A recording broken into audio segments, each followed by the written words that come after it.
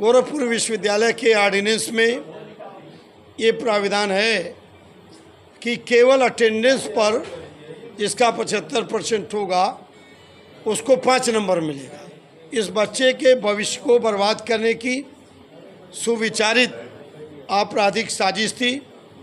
इस साजिश का मुख्य किरदार विभागाध्यक्ष था, आंतरिक परीक्षक था और क्लासिकल मैकेनिक्स का परीक्षक था। मेरे पास वो लड़का आया था 28 तारीख को, 28/8 को आया और मैंने तुरंत वाइस चांसलर को पत्र लिखा, उन्हें फ़ोन किया और बताया कि इसके साथ अन्याय हुआ है। उन्होंने कहा मेरे पास भेजिए, मैं इसकी मदद करती हूँ।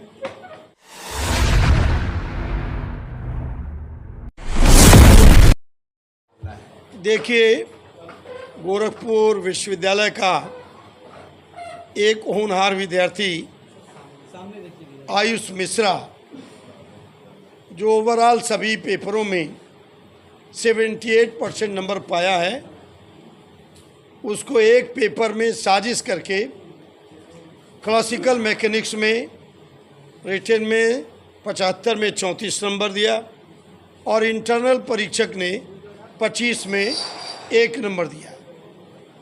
गोरखपुर विश्वविद्यालय के ऑर्डिनेंस में ये प्राविधान है कि केवल अटेंडेंस पर जिसका 75% होगा उसको 5 नंबर मिलेगा, लेकिन इस बच्चे को 1 नंबर दिया गया। इस बच्चे के भविष्य को बर्बाद करने की सुविचारित आपराधिक साजिश थी। इस साजिश का मुख्य किरदार विभागाध्यक्ष था, आंतरिक परीक्षक था और क्लासिकल मैकेनिक्स का परीक्षक था। इन तीनों को बर्खास्त कर उनके खिलाफ सुसंगत धाराओं में FIR करने की मांग करता हूं। मामला क्या हुआ था इसमें? परीक्षार्थी था, उसके पिता की मृत्यु भी हुई है। उसके वो जब आया मेरे पास वो लड़का आया था 28 तारीख को, 28/8 को आया और मैंने तुरंत वाइस चांसलर को पत्र लिखा, उन्हें फ़ोन किया और बताया कि इसके साथ अन्याय हुआ है। उन्होंने कहा मेरे पास भेजिए, मैं इसकी मदद करती हूँ। जब वो गया VC मैडम के पास, VC ने विभागाध्यक्ष को फ़ोन कर बुलाया तो उसने कहा कि हम इसमें कुछ हो नहीं सकता है। 2 दिन बाद फिर विश्वविद्यालय प्रशासन की तरफ से फ़ोन गया उसके पास कि तुम आ जाओ, तुमसे बात करना है। वो अपने पिताजी को लेकर आया और उसके पिताजी के साथ बहुत बदतमीजी और बहुत दुर्व्यवहार किया विभागाध्यक्ष ने।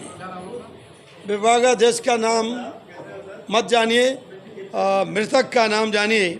उसके पिता का नाम है मुरलीधर मिश्रा और मुरलीधर मिश्रा वहीं हार्ट अटैक हो गया, गिर गए। सबसे पहले तो उसका PCR करना चाहिए था, उसे अस्पताल ले जाना चाहिए था, लेकिन मानवता शर्मसार कर दिया विभागाध्यक्ष ने। उसने अपने कमरे से बाहर सड़क पर डेड बॉडी को रखवा दिया। काफ़ी देर बाद एम्बुलेंस आई, एम्बुलेंस सीधे अस्पताल लेकर पहुंची, जिला अस्पताल ने मृत घोषित कर दिया। विभागाध्यक्ष ने ये कहा कि इसकी डेड बॉडी कोई देखने न पावे और इसको लॉक करो अंदर से, इसके घर ले जा कर के ही इसका लॉक खुले। तो इस प्रकार से ये तीनों अपराधी हैं, जिम्मेदार हैं, उसके आयुष मिश्रा के पिता के हत्यारे हैं और जो हत्यारों के खिलाफ कार्रवाई होनी चाहिए वो सुसंगत। मेरा पैड मेरी चिट्ठी पहुंचा लेके तो उस भड़क गया, कहा नेतागिरी करते हो, तुम्हारा कैरियर खराब कर दूंगा। कोई दुश्मनी नहीं होती है। वो छात्र जब बेगार नहीं करते हैं तो शिक्षक उनके उत्पीड़न में लग जाते हैं। ये सीधा साधा लड़का था, गरीब घर का बेटा था, बेगारी करने की उसकी स्थिति नहीं थी। अब बेगारी में बहुत सारी बातें आती हैं, उसको कहा नहीं जा सकता। जो विभागाध्यक्ष है अब इसकी नियुक्ति फर्जी है।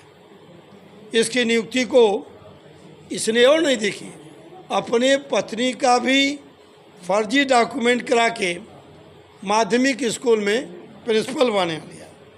2018 में इतिहास विभाग में अयोग्य रिश्तेदार को, जो पढ़ाई से दूर थी, दिल्ली रहती थी, अपने बच्चों की परवरिश करती थी, कोई योग्यता नहीं थी, योग्यताधारियों को दरकिनार करके और अपने करीबी रिश्तेदार को नियुक्ति करा लिया।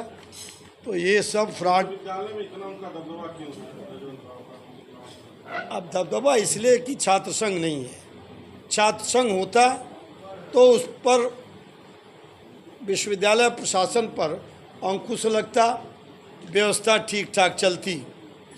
अब समय आ गया है कि सब लोग संगठित हों और आपसे भी आग्रह है कि आयुष मिश्रा के पिता के हत्यारों को जेल भेजने में जो मदद कर सकते हो वो करें, ये मेरी आपसे अपील है। क्या ये आपका लेटर लेकर के लड़का गया, इसके कारण वो प्रोफेसर भड़क करके उसके पिता को डांट लगाई? भाई पहले से ही उसके दिमाग में अगर आपराधिक विचार नहीं होता तो कैसे 25 में से 1 नंबर देता, कैसे 75 में से 34 देता।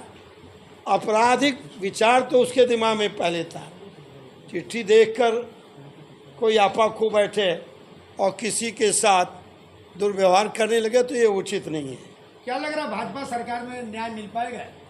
न्याय के लिए लड़ना मेरा काम है और जब तक अंतिम तक लड़ूंगा जब तक उसको न्याय नहीं मिल जाएगा। जो करना पड़ेगा सब करूंगा। सर, छात्र राजनीति से आप आए हैं, छात्र राजनीति आप किए हैं, छात्र संघ इस समय है नहीं, बात तो होती है लेकिन छात्र संघ कभी होता नहीं है, तमाम तरह के आयोजन हो रहे हैं। देखिए, निरंतर संघर्षों से एक ऐसा वातावरण बनता है जब सरकार को निर्णय लेने पड़ते हैं। लंबे समय से अब देश में संघर्ष की राजनीति तो रही नहीं।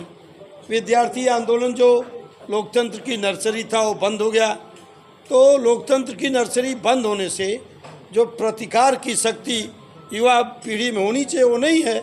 इसी वजह से सब दुर्दिन देखने पड़ते हैं। एमएलसी साहब, एक लास्ट सवाल है कि क्या मैडम के ऊपर जो कुलपति हैं उनके ऊपर भी एफआईआर की मांग करेंगे? आप विधानसभा में भी उठाएंगे क्या?